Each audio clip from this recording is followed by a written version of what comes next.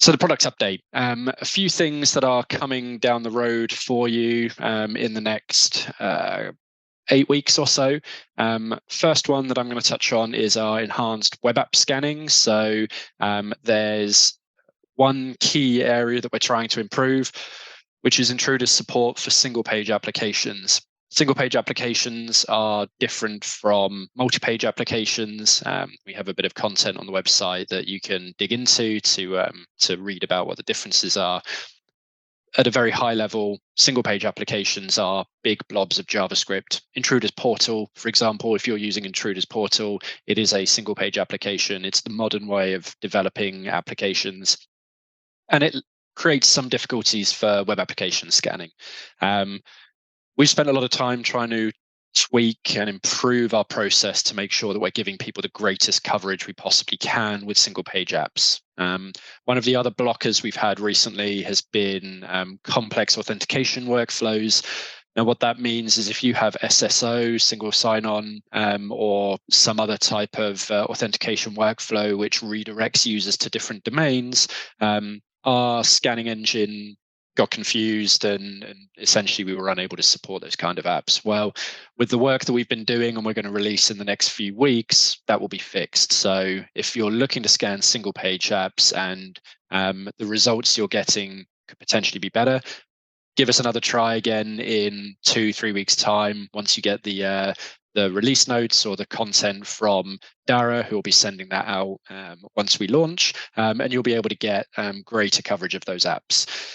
Secondly, scan settings. Joe touched on the quick scan and the balance scan side of things. One of the key things that we're trying to do at Intruder that I touched on at the very beginning when I'm talking about attack surface management is we're here to make sure you're secure. And fundamentally, what that means is we need to make sure we're preventing potential breaches into your organization. So how do we do that? Under the hood, we try and tweak and improve the detection capability that we have when we're finding more issues, we're finding more vulnerabilities, so that essentially when you see a vulnerability and we tell you there's a critical vulnerability, you know you need to act fast. This is where the quick and the balance scan came in. So we've released the balance scan as a default. We highly recommend everybody uses the balance scan. It does give you greater accuracy with results. But if you have a priority, which is, I need to get a scan result quicker, I have such a vast number of results or a vast number of assets, and I need those assets scanned more quickly at the expense of potentially some vulnerabilities which may not be detected. And you can see which ones those are within our checks page that Joe demonstrated to you. You can switch to the quick scans. Like I say, if you want full coverage, and I think based on the poll that we just saw, most people are looking to get full coverage of your attack surface, set that scan to balanced. And if you start to see the potential for more false positives, that is, we're telling you about vulnerabilities that aren't there, which is, in our mind, better than not telling you about vulnerabilities that are there, then flag it. So Joe showed you on the issues page, there is actually an option for you to click on an issue and flag it as a false positive. We keep a track on what that false positive rate is, and at the moment it's very low.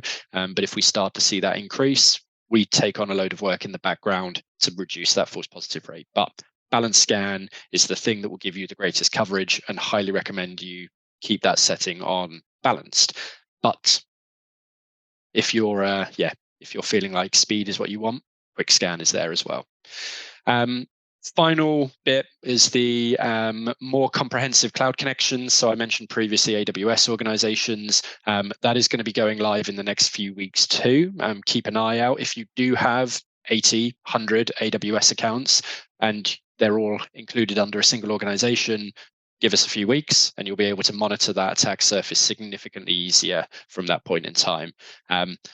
Now, you can manually set up the accounts now. If you do have a large number of AWS accounts, you don't need to wait for the organizations piece. But when the organizations piece is released, it'll be more automated for you to find new assets or new accounts that are added to your AWS organization.